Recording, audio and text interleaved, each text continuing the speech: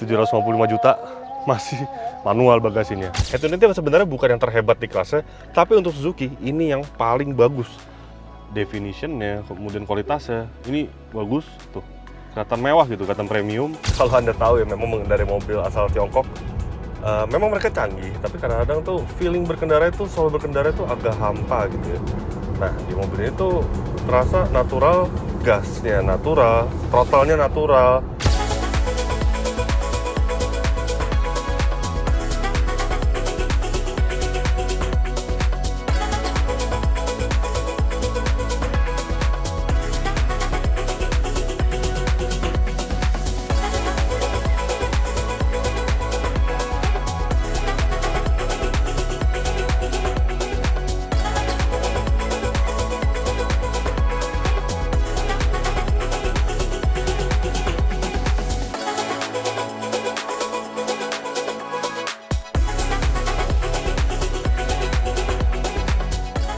Suzuki e-Vitara diperkenalkan pada ajang Gias 2025 lalu dan meluncur di ajang IMS 2026.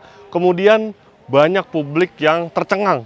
Tercengang kenapa? Karena harga jualnya. Yes, jadi Suzuki e-Vitara ini merupakan mobil listrik pertama Suzuki dan harga jualnya tinggi sih, 755 juta rupiah mulai dan 758 juta rupiah untuk varian seperti ini yang two-tone.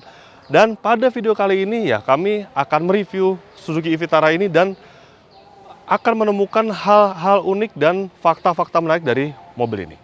Yes, jadi Suzuki e-Vitara ini harganya 755 juta rupiah. Sebenarnya kami nggak kaget sih, karena sebelum mobil ini meluncur di Indonesia resmi di IMS 2026 lalu, sebenarnya sudah ada teasernya dari saudaranya, yaitu Toyota Urban Cruiser. Nah, jadi Suzuki e-Vitara ini memiliki basis yang sama, berbagi platform dengan Toyota Urban Cruiser, dan mereka adalah produk yang sebenarnya kembar.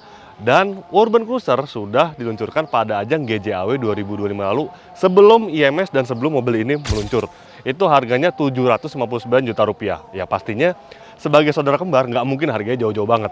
Mungkin waktu ini mau meluncur ada yang nebak-nebak ya, mungkin harganya 600, 500 ya nggak mungkin lah, karena pasti deket dengan Toyotanya. Nah, kami sebenarnya sudah merangkum beberapa kemungkinan kenapa Suzuki Vitara ini mahal.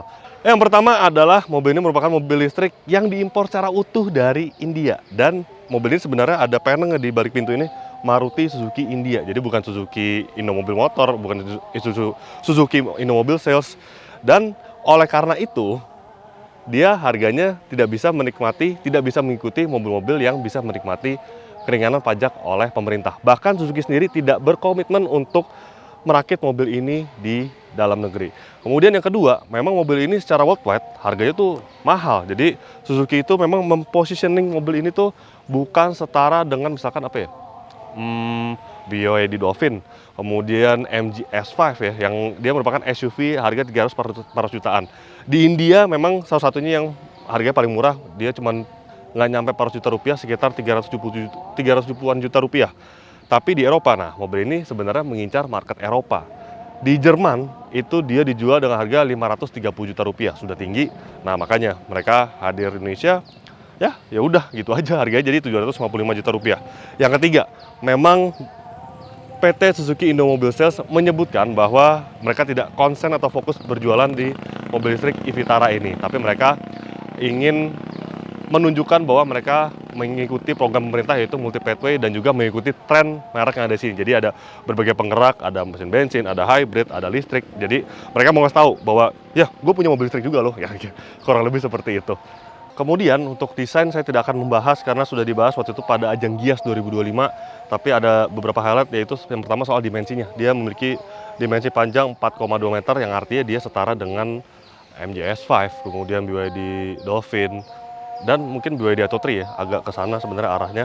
Nah, sekarang kita lihat bagian yang ada di balik ini, kap motornya belum pegas. Nah, di sini terpampang jelas ada motor listrik, ada controller karena dia penggerak roda depan. Nah, untuk pasar tanah air hanya ada satu varian penggerak saja. Kalau di Eropa tuh ada dua, ada yang begini, ada juga yang versi AWD. Nah, untuk versi Indonesia hanya ada pilihan penggerak motor listrik bertenaga 170 horsepower serta torsi 194 Nm menggendong baterai berkapasitas 61 kWh dengan klaim range mereka WLTP itu tembus 427 km. Nah, kalau di Eropa ada yang versi lebih banyak gitu, ada yang versi baterai 49 kWh, kemudian ada juga yang versi AWD dengan tenaga yang lebih buas dan mereka menyebutkan dengan varian all grip. Ya, rasanya menarik sih kalau misalkan yang versi 49 kWh hadir di Indonesia dengan harga yang lebih murah ya. Nah, nanti kita lihat aja. Dan bagian belakang seperti ini ya. Udah pada tahu juga desainnya seperti apa. Vitara. Jujur, ketika berkendara dengan mobil ini tuh rasanya tuh aneh sih. Bukan aneh, maksudnya banyak orang yang lihat ke mobil ini karena ya mungkin salah satunya saya yang pakai mobil ini di Jakarta ya. Karena jarang banget mobil ini ada. Mungkin belum terjual kali di Indonesia. Nah, sekarang kita bagasinya 755 juta, masih manual bagasinya. Ya udah nggak apa-apa lah. Kita ada fitur apa saja di bagasinya. Nah, dia ada dapat ini ya, travel charger, kemudian ada ban serep dan full size. Nah, ini menarik nih karena jarang-jarang mobil listrik punya ban serep, apalagi dia full size. Memang untuk bagasinya tidak terlalu besar sih, tapi rasanya cukup lah untuk orang yang memiliki mobil seperti ini ya, dengan dimensi 4,2 meter tuh bagasi seperti ini ya rasanya cukup. Apalagi dia bangku baris kedua bisa dilipat menjadi 3 bagian. Oh, rata lantai, mantap. Kemudian ada partisi juga seperti ini. Ya, overall itu sih. Dan ada subwoofer di sini. Nah, nice nih karena mobil ini dilengkapi dengan speaker aftermarket dari Infiniti yang sudah saya coba, itu audio bagus banget. Terus juga di sini ada wiper belakang yang jarang juga di mobil listrik, dan ada juga ini rear defogger. Dan ini dia baris keduanya. Ini belum dibahas oleh Mas Fitra waktu itu ya. Jadi bagaimana soal akomodasi kabinnya, kemudian fitur-fiturnya. Nah, kita lihat yang di bagian baris kedua dulu.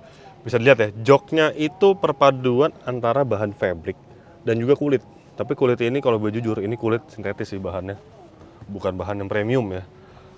Kemudian juga untuk joknya ini bisa diatur, tadi kan bisa dibuka secara 3 bagian gitu ya. Nah, kemudian bagaimana dengan tingkat kerebahannya, sebenarnya bisa diatur cukup fleksibel. Tapi fleksibel kayak gini nih paling tegak kayak gini, kemudian paling rileks segini tuh. Jadi ya oke lah sebenarnya, tapi memang tidak terlalu rileks, tidak terlalu gimana-gimana banget, tapi ya duduk belakangnya oke. Kemudian bisa dilihat nih, kaki saya tidak terlalu sangka dengan baik ke bagian joknya, karena jujur mobil ini lantainya dia rata tapi agak tinggi gitu ya. Itu juga terasa ketika Anda mengemudi di baris pertama gitu. Nanti saya akan bahas. Nah, tapi untuk legroom untungnya masih ada. Ini posisi berkendara saya, tinggi saya 170 cm nih, masih oke lah. Headroom juga, nah untungnya dia panoramiknya nggak terlalu besar, jadi untuk headroom masih oke lah gitu ya. Biasanya tuh kalau panoramik kan dia atapnya lebih turun gitu. Tapi entah kenapa Suzuki tuh menyebutkan bahwa ini adalah atap panoramik. Atap panoramik harusnya besar kan. Tapi saya tahu kenapa. Dulu juga di VW itu di Sirocco ya. VW Sirocco itu dia ada yang versi biasa, ada yang versi atap panoramik. Tapi atap panoramiknya juga sebesar ini aja, nggak terlalu gede. Nah, atap panoramik adalah definisi dari sebuah atap kaca yang nggak bisa dibuka. Nah, mobil ini nggak bisa dibuka. Kemudian untuk tutup ini juga masih manual, tutup panoramiknya. Tapi memang secara ukuran ini lebih besar dibandingkan sebuah sunroof. Ya udah, jadi gitu intinya. Terus juga untuk fitur belakang ada apa? Ada USB slot 2 buah, Type A dan Type C, nice. Jadi fleksibel ya untuk berbagai tipe kabel gitu. Terus juga nggak ada double blower, nggak ada ventilasi, jadi mengandalkan ventilasi depan saja untuk pendinginan ruangan gitu. Terus material keras, ada empuk sedikit di sini, ini juga pasti keras. Ya keras. Ya udah, sekarang kita lihat bagian depannya. Ya, karena sudah melihat bagian baris keduanya ya, jadi ya nggak terlalu ekspektasi banyak gitu di bagian depannya. Nah, tapi sebelum bahas itu, saya akan bahas yang saya suka dari mobil ini dulu. Yang pertama adalah ini dia, head unitnya dan instrumen clusternya. Head unitnya sebenarnya bukan yang terhebat di kelasnya, tapi untuk Suzuki ini yang paling bagus. Definitionnya, kemudian kualitasnya, ini bagus tuh.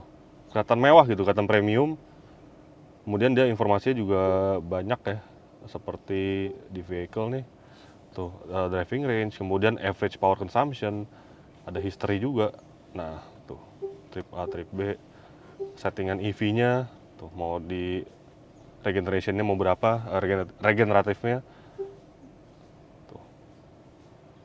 Nah, terus dia juga bisa di-set gitu ya untuk maksimal chargernya berapa, di berapa persen, karena kan biasanya kalau memakai dalam kota tuh atau pemakaian sehari-hari biasanya baterai di awet-awet, jadi maksimal di 80% aja ya. Nah ini bisa, dia punya fitur itu. Kemudian app dia ada Android Auto, Apple CarPlay yang bisa wireless. Tuh. Tampilannya mewah aja gitu menurut saya ya. AC juga bisa diatur sini, bisa juga di sini karena ada tombol fisiknya.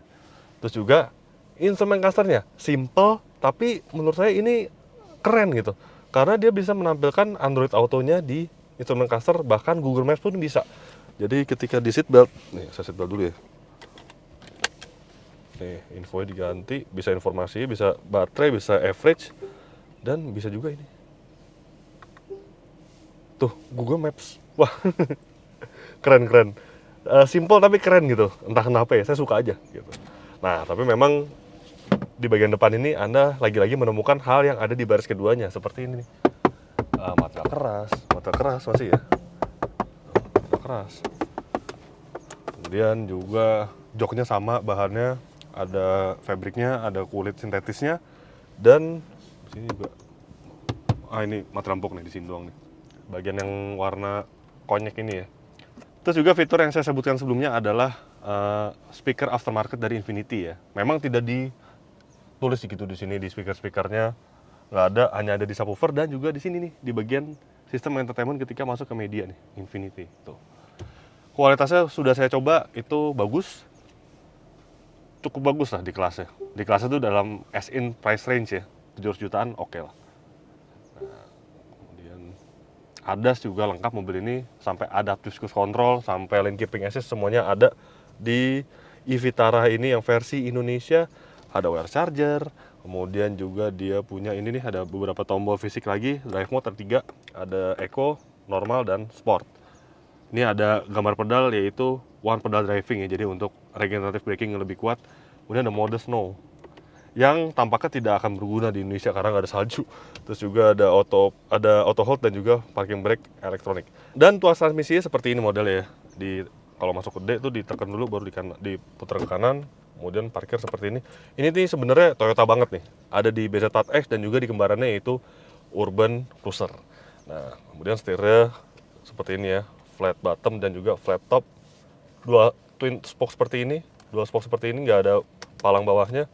Cukup menarik sih, lain daripada yang lain nih dari model Suzuki. Nah, untuk pengaturan setirnya bisa diatur secara teleskopik dan tilt. Untuk posisi duduk, posisi joknya bisa diatur juga secara elektrik dan ada lumbar supportnya. Nah, ini saya sebutkan juga sebelumnya. Terasa tuh lantainya memang agak tinggi gitu. Padahal ini mobil EV yang dedicated sebenarnya, bukan ubahan dari mobil misalnya Grand Vitara gitu, bukan. Ini adalah platform baru, benar-benar diciptakan untuk sebuah mobil listrik, tapi entah kenapa kok lantainya terasa masih agak tinggi ya. Terus juga di bagian bawah ini ada, jadi dia center console seperti ini modelnya yang bridge, dan ada tempat penyimpanan lagi di bagian bawah. Ini banyak banget ditemukan di mobil modern, dan ada pengisian daya juga, ada USB Type C dan juga Type A, dan di sini ada 12 volt ya. Oke lah. Center console cukup puas. Ya udah. Oh, kamera 360 dia juga punya ya.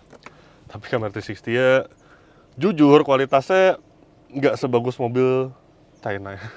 Mobil China bagus-bagus banget, dan apalagi sistem entertainmentnya itu yang saya suka sebenarnya. Tapi ada juga yang nggak saya suka, yaitu responnya tuh juga agak delay gitu ya. Nah, emang soal begini-ginian tuh paling hebat sebenarnya mobil Cina ya, harganya murah tapi sistem entertainment tuh responsif, terus juga full, semua bisa diatur di sini ya. Itu yang mobil Jepang rasanya belum bisa menyamakan gitu dari sisi harga.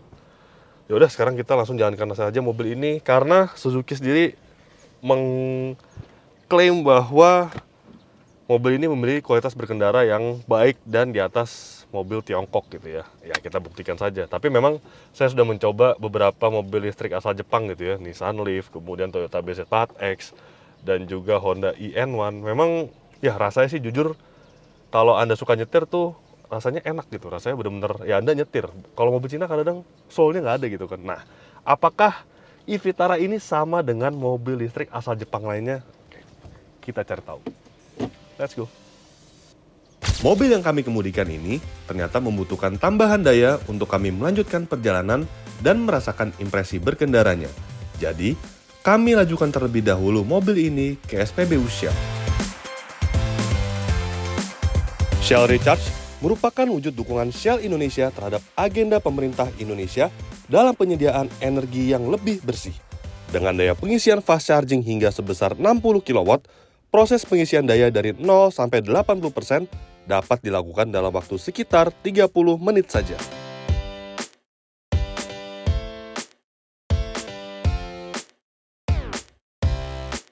Sekarang, Anda bisa mengisi daya mobil listrik Anda dengan biaya terjangkau di Shell Recharge, yaitu biayanya Rp2.166 per kWh dan Rp25.000 untuk biaya layanan per transaksi. Untuk info lebih lanjut, Anda bisa kunjungi www.shell.co.id/shellrecharge. Nah, untuk menikmati berbagai keuntungan di Shell, Anda bisa bergabung menjadi member Shell Go Plus melalui aplikasi Shell Asia. Shell Recharge, kini pengisian daya mobil listrik Anda menjadi lebih mudah.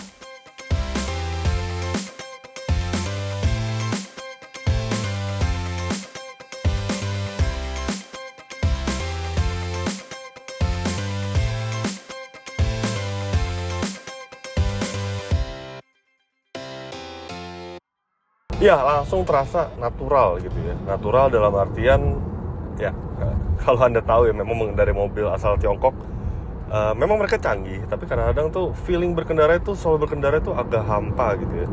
Nah, di mobil ini tuh terasa natural, gasnya natural, throttle-nya natural, kemudian juga feeling remnya tuh langsung dapet gitu, langsung sekali mengendarai itu langsung feel-nya enak, nggak ada isu, nggak harus menyesuaikan banget gitu ya. Terus juga feeling steeringnya, nah ini juga enak, nggak terlalu enteng, nggak terlalu berat, pas itu, khas Jepang banget. Itu yang memang kadang-kadang tuh belum hadir di mobil asal Tiongkok. Memang mereka itu di levelnya mungkin ya, di 700 jutaan ini, dia ada si Lion 7, kemudian ada Hypertech HT gitu ya, yang jadi pesaing dari in terms harga gitu ya. Memang tuh semua mobil yang di range harga dia itu jauh lebih canggih. Tapi kalau Anda ingin mobil listrik yang Jepang, yang rasanya tuh soal berkendara masih lumayan tinggi gitu ya, nah ini dia, e-Vitara ini. Ya itu memang hal yang saya duga memang dari sebelum mengendarai mobil ini, harusnya dia memiliki taste berkendara yang sama dengan misalkan Toyota BZ4X dan juga Honda IN1 gitu ya. Mereka tuh harganya mahal banget memang, tapi yang nggak bisa tergantikan adalah rasa berkendara ya, natural berkendaranya. Ini hadir di e-Vitara. Ya, kalau soal berkendara sih nggak usah diragukan lagi. Tapi ketika membahas harga Rp755 juta, ya ada satu hal yang menurut kami agak biasa aja ya, yaitu soal insulasi kabinnya. Nggak usah dengan mobil Cina, dengan mobil Korea aja tuh, Hyundai Ioniq 5 itu rasanya peredaman kabin lebih mantep gitu ya. Di mobil ini ya standar banget lah peredaman kabinnya. Mungkin lebih cocok disandingkan dengan mobil yang harganya 400 jutaan rupiah. Nih, bisa kedengeran langsung ya road noise ya. Kemudian ketika ada mobil di sekeliling mobil ini, ada truk gitu ya, ada motor yang berisik, itu memang peredamannya ya, biasa-biasa aja. Ekspektasi saya dengan mobil harga 750 juta rupiah, apalagi dia asal Jepang gitu ya, aslinya Jepang, memang dirakit di India, tapi dia Suzuki gitu ya, itu soal bandingan suspensinya. Tapi memang di mobil ini sekali lagi bukan yang terbaik di kelasnya untuk di harga 700 jutaan rupiah. Memang suspensi itu karakternya yang membuai, yang agak keempukan gitu ya, apalagi ketika di jalan tol seperti ini, ketika mungkin jalan tol agak bergelombang ya, itu suspensi main terus. Peredaman suspensinya tuh ya dia cenderung ke karakter yang empuk gitu loh. Kalau dibandingkan dengan rival-rivalnya seperti Ioniq 5, itu rasanya Ioniq 5 lebih nyaman dibandingkan mobil ini. Xpeng G6 yang 600 jutaan rupiah itu juga salah satu yang terbaik di kelasnya tuh. Tapi memang dia tidak menurut saya ini masih lebih enak dibandingkan dengan Hypertech HT dan juga si Lion 7 ya. Agak nyaman sih sebenarnya, tapi ketika melalui jalan bergelombang tuh langsung dia bermain gitu. Kemudian untuk handlingnya oke lah, tapi memang ada body roll ya, karena mengingat dia SUV ya, cukup direct, cukup terprediksi.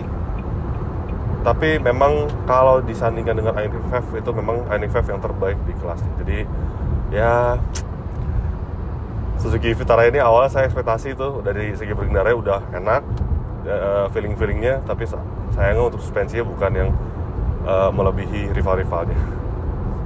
Terus juga untuk konsumsi energinya. Nah ini penting ya, karena untuk mengetahui range-nya juga sekalian.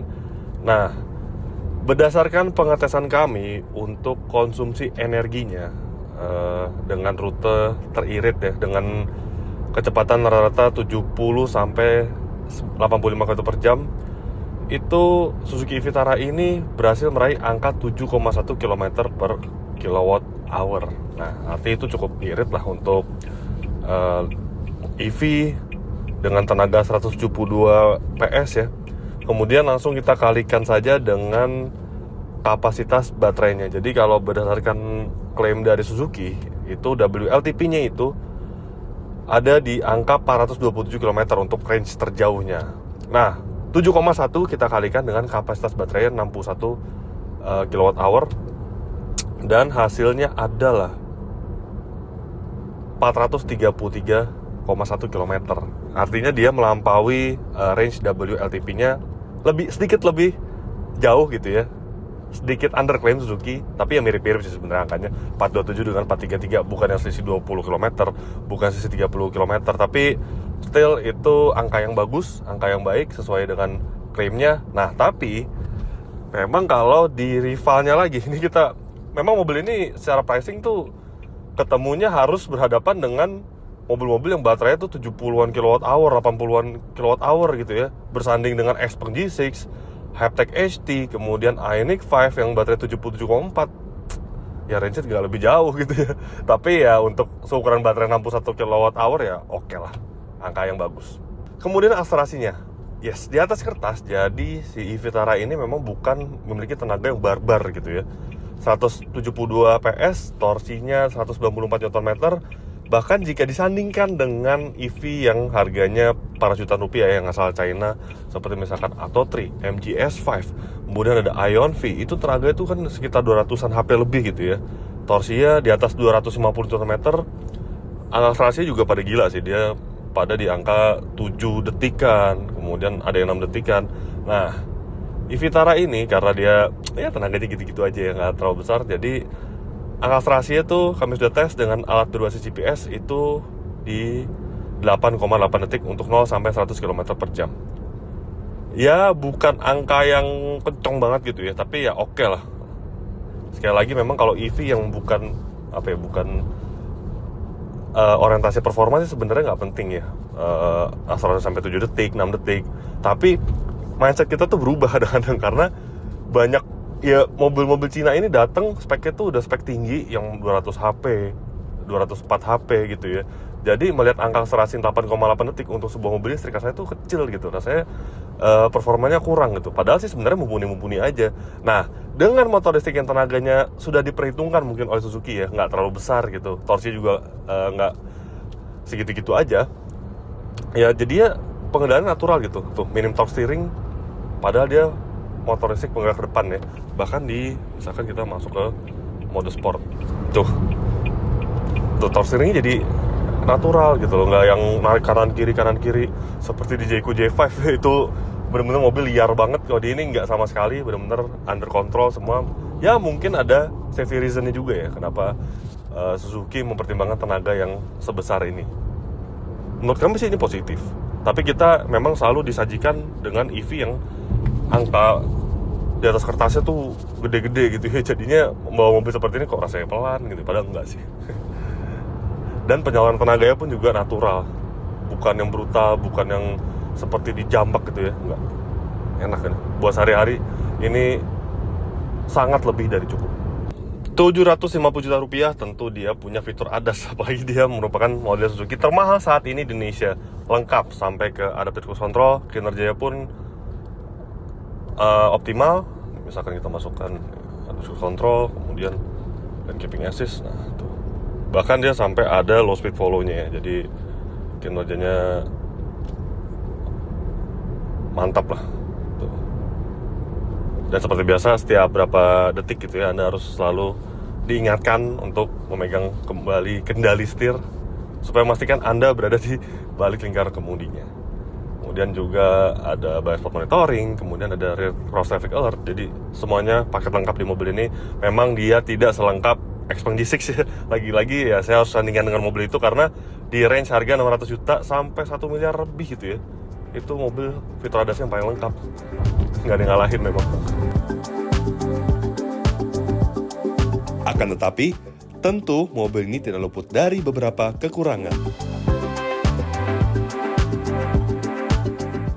Yang pertama adalah fitur radar ADAS-nya itu sendiri. Bukan fitur radar ADAS-nya, sebenarnya kinerjanya bagus-bagus aja. Cuman default-nya kalau di misalkan mobil apa ya, Toyota gitu ya, Toyota Safety Sensei, ketika Anda tidak menginginkan satu fitur radar ADAS, misalkan nih lane departure alert atau lane departure warning gitu ya, Anda tidak membutuhkan, sekali aja Anda menonaktifkan, dia akan nonaktif terus gitu. Ketika Anda matiin mobil terus nyalain lagi, nah tuh terus defaultnya akan seperti itu. Nah di mobil ini enggak, jadi setiap kali dimatiin terus nyalain lagi, lane departure prevention itu akan aktif lagi.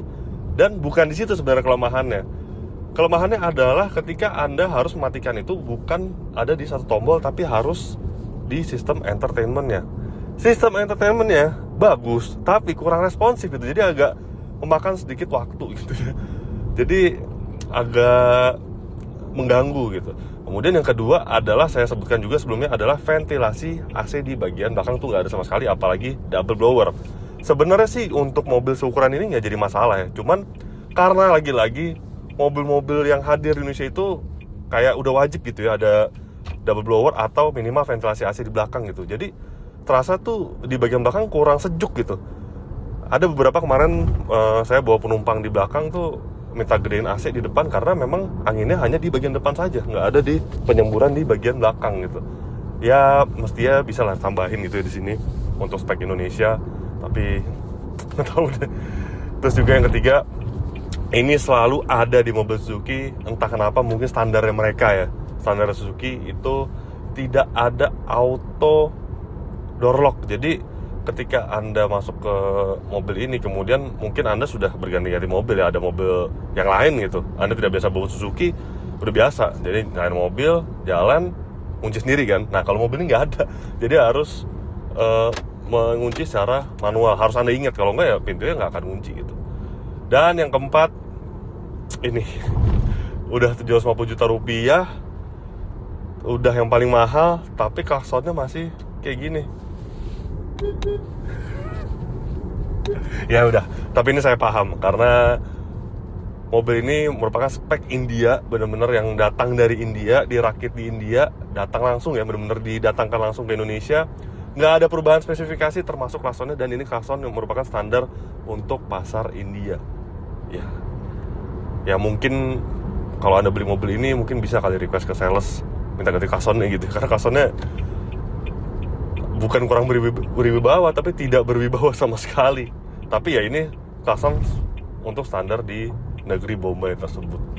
Ya sebagai kesimpulan, memang ya, mobil ini overpriced, iya. Mobil ini nggak bisa melawan rival-rivalnya, iya juga. Tapi saya terangkan, ini bukan mobil EV pertama Jepang yang overpriced. Memang semua EV asal Jepang itu ya harganya mahal banget ya memang. Coba sebut seperti Toyota BZ4X, sekarang sih harganya jadi lumayan kompetitif karena dia sekarang dirakit di Indonesia. Jadi harganya turun jauh. Tadi 1,2 M itu mobil keluar pertama kali. Bahkan dia lebih mahal dibandingkan Ioniq 5 saat pertama kali keluar. Jadi kan keluarnya barengan tuh ya kalau nggak salah. Mirip-mirip gitu timelinenya. Terus juga ada Honda iN1. Itu juga harganya, bukan harganya, mereka bahkan tidak percaya diri, saking tidak percaya dirinya mereka menerapkan sistem rental. Jadi nggak dijual tuh mobil itu. Kalaupun dijual tuh harganya akan sangat mahal, berkisar di atas 900 juta pasti. Terus juga dulu ada Nissan Leaf yang harganya 700 juta rupiah. Sebenarnya sih nggak terlalu mahal, tapi ya itu, tiba-tiba mobil China datang semua jadi kemahalan lagi kan. Dan ada Toyota Urban Cruiser dan juga Suzuki e-Vitara ini ya. Well, memang mereka itu tampak kayak kalau secara strategi memang mereka tuh kasarnya ya, yang penting ada gitu. Jadi mereka ingin menunjukkan bahwa mereka multi pathway gitu. Mereka bisa bikin mobil bensin, mereka bisa bikin mobil hybrid, tapi mereka juga bisa bikin mobil listrik yang bisa bersaing dengan mobil asal Tiongkok gitu. Memang tidak bisa bersaing secara harga, tapi minimal mereka punyalah mobil seperti ini dan Anda punya pilihan. Kalau Anda suka Suzuki mungkin yang benar-benar die hard fans gitu ya, terus ingin punya mobil listrik Suzuki ya, Anda bisa membeli Suzuki e-Vitara ini. Tapi ya sekali lagi, memang mobil ini ketika brand China itu sudah pada datang, kurang lebih di segmen 700 jutaan, 600 jutaan tuh udah ada 5 brand China kali ya. Itu jadinya nggak masuk akal harga sih Suzuki e-Vitara ini. Memang antara mobil China-nya kemurahan atau memang base production dari mobil ini udah mahal gitu ya. Ya itulah dinamika mobil listrik asal Jepang maupun China. Ya jujur aja, kalau misalkan harus pilih mobil listrik ya go ahead untuk mobil China karena harga lebih kompetitif dengan fitur yang lebih gila gitu ya. Tapi Jepang tampaknya mereka masih fokus terhadap penjualan mobil konvensional mereka seperti Suzuki. Mereka punya backbone R3, kemudian ada SL7 juga. Jadi memang ya konsentrasi beda antara brand China maupun Jepang. Yang penting ada dan mereka ingin menampilkan strategi multi pathway-nya mereka.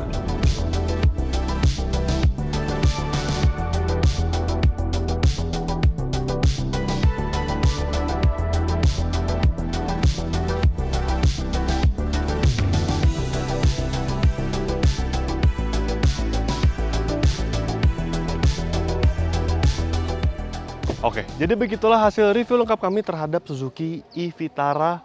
Klik like jika Anda menyukai video ini, subscribe bila belum, dan jangan lupa juga untuk isi kolom komentar di bawah. Main juga ke website kami di www.autodriver.com, dan jangan lupa juga untuk download aplikasi kami di Google Play Store. Terima kasih sudah menyaksikan video ini dan sampai jumpa di video-video kami selanjutnya. Bye-bye.